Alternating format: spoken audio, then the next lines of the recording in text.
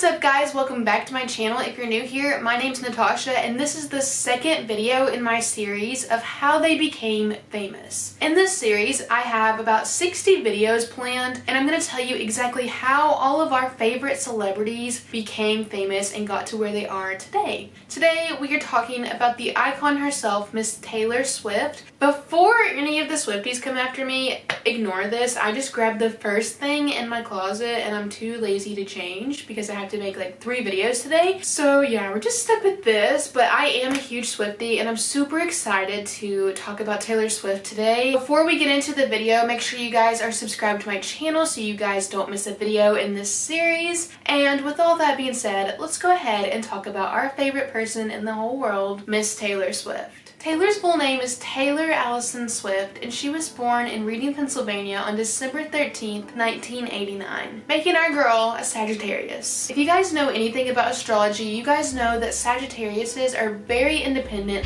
I'd be a fearless leader. I'd be an alpha type. Very intelligent. If you could teach one subject in school, what would it be? English. Adventurous. Good question. Come on. And extremely hilarious. La la la. Ha ha ha. Ha ha ha. Ha ha ha. La la la. And we could see all of those characteristics with Taylor Swift. So let's talk about Taylor Swift's childhood. Taylor's parents are Scott Swift and Andrea Swift, and she's very close to both of her parents. Taylor grew up pretty wealthy. Her dad, Scott, was a stockbroker, which I had no idea what that is, but it's basically someone who buys and shares stocks in the stock market for clients and makes a profit from that.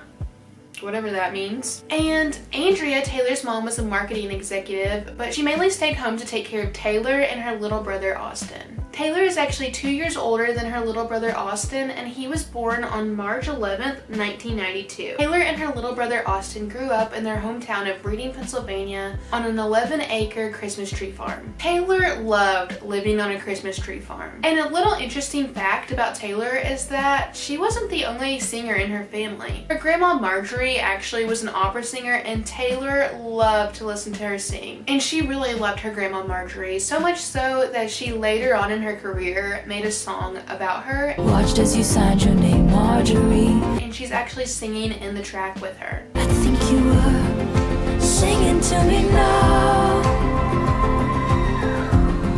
Which I just think that is just so special and so heartwarming. Her grandma inspired her to want to sing and be just like her. Whenever Taylor was 9 years old, she became very interested in music theater. And Taylor even performed in 4 of the Berks Youth Theater Academy productions. Taylor's mom, Andrea, saw how much her daughter loved to perform and how much she loved music, and she just knew that Taylor was going to be a star. So Taylor and her mom traveled regularly from Pennsylvania to New York so Taylor can get vocal lessons and acting lessons. And whenever Taylor was 10 years old, she began singing locally, and she would sing at her local fair and in the contest that her town had. And when Taylor was 11 years old, she sang the national anthem at the Philadelphia 76ers game. Oh, the land of the free and the home of the brave. Then whenever Taylor was 12 years old, she learned how to play the guitar and she started writing her own songs and making her own music. And after Taylor learned how to play the guitar, she wrote her very first song called Lucky You. But Taylor's childhood wasn't always rainbows and unicorns because she actually grew up and got bullied pretty bad. But I wasn't cool in school or anything. Like, I didn't have that many friends. Well, I did for a while, and then they didn't want to be friends with me anymore. Taylor took all that pain and misery and turned it into motivation, and it led her to write new songs, like Mean. And all you're ever gonna be is me.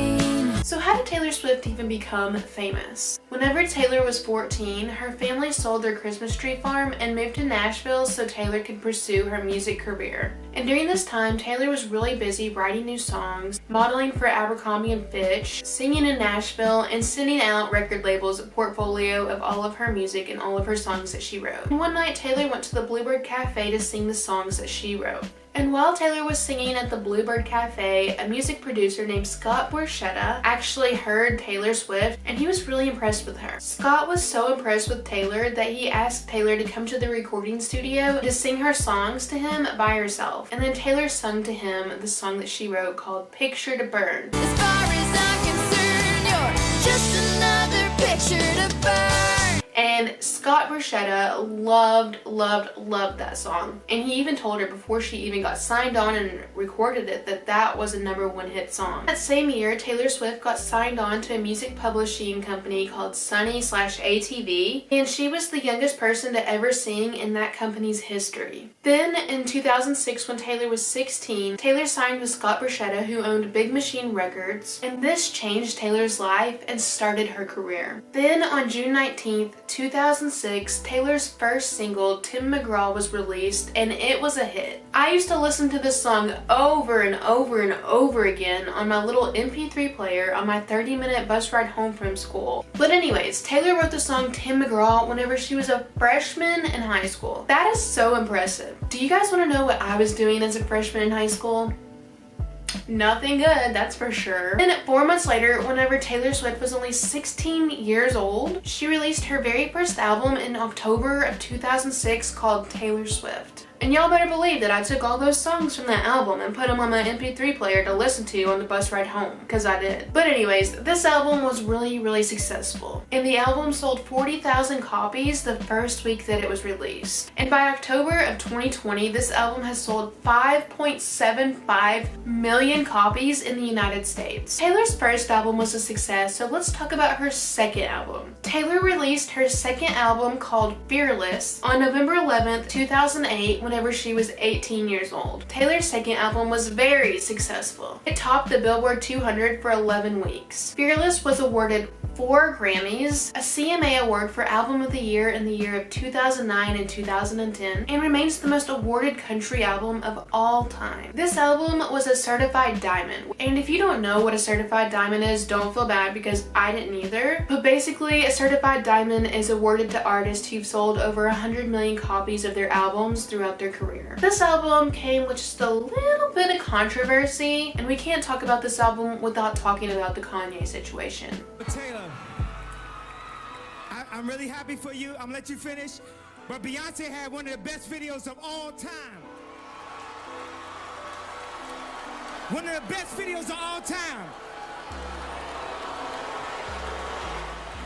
Taylor Swift was really hurt by the whole situation, but she pushed through it and she released another album. On October 25th, 2010, Taylor Swift released her third album called Speak Now. And this album won 2 awards. And the American Music Award goes to our girl T-Swizzle, Taylor Swift! And the award goes What you to got, sweet cakes?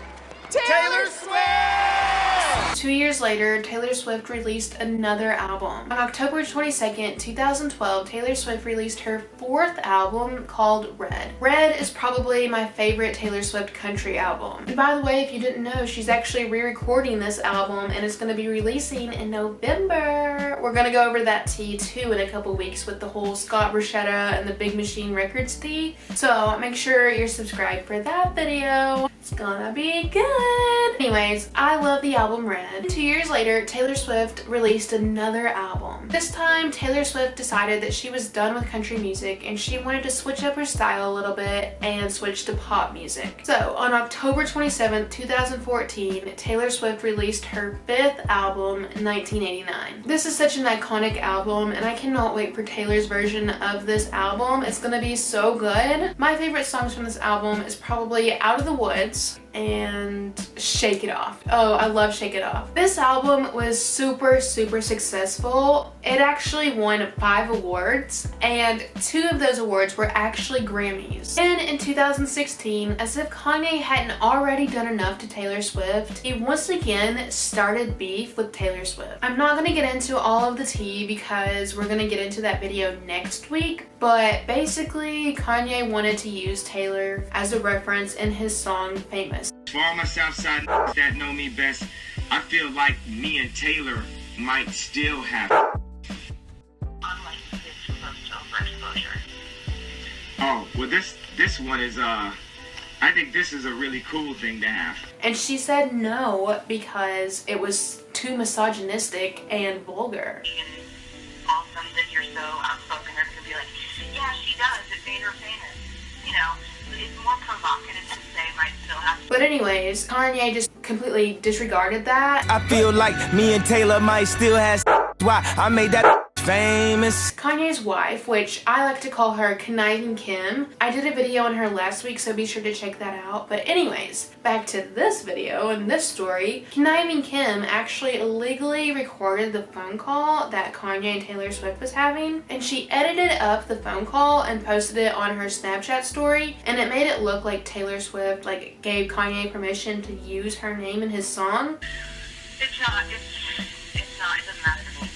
There's not like one that hurts my feelings or one of them. Even though that really never happened. And later on in time, the whole leaked phone call came out, and we all found out that Taylor Swift wasn't lying, and Kim and Kanye orchestrated this whole big scandal. But anyways, Taylor got a lot of hate for this. Everyone was calling her a snake because Kim Kardashian called her a snake, and Taylor just completely disappeared from everything. She didn't do any interviews, she didn't release any new music, she didn't do anything. She was ghosted on all platforms, everywhere. But then on November 10th, 2017, Taylor Swift broke her silence and released her 6th album called Reputation. And Taylor actually won 2 awards for this album. Thank you a million times for this. I honestly owe everything in my life to you. Then on August 23rd, 2019, Taylor Swift recorded her 6th and final album with Big Machine Records. You know, Scott Borchetta, the guy who signed her on to his record label in Nashville when she was 16. Yeah, they cut ties, and we're gonna do a video on that in a couple weeks, so be sure you subscribe so you don't miss that. Then on August 23rd, 2019, Taylor Swift released her 6th album called Lover, and Taylor won 4 awards for this album. So let's skip forward to 2020. So in 2020, Taylor Swift had officially left her record label, Big Machine Records. And last year in 2020, during quarantine, Taylor actually wrote and recorded and released a whole entire album called Folklore. Folklore is my favorite Taylor Swift album. Taylor Swift won 3 awards for this album, and one of those awards was a Grammy.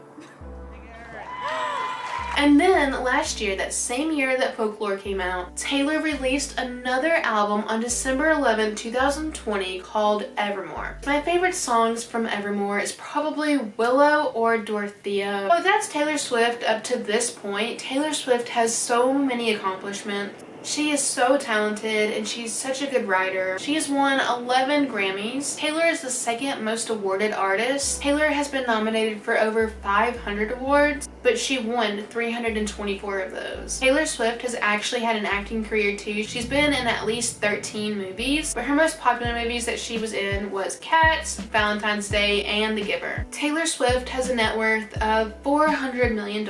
She's just had such a successful career, and I'm so proud of her. What is Taylor Swift doing now? Like I said earlier, Taylor Swift left Big Machine Records, but because she left Big Machine Records, she wants to own all the rights to all of her music, so she's actually re-recording all of her albums that she recorded with Big Machine Records. But let's talk about Taylor's re-recording albums. So far, she's recorded Fearless, Taylor's version, and she's currently re-recording her album Red, Taylor's version, and her album Red, Taylor's version is going to be coming out on November 19th this year. I'm so ready for it. Are you ready for it? I know that you are, because I am. I know we both are. We're ready. We are ready. But yeah, that's all I have for today's video. I love you guys so much. Comment down below what your favorite Taylor Swift album is, or what your favorite song is, or what your favorite song in each album is. I just want to know everything. Are you a Swiftie? Are you not a Swiftie? Are you team Taylor? Are you team Kanye? Let me know in the comments below. I love you guys so much. Bye!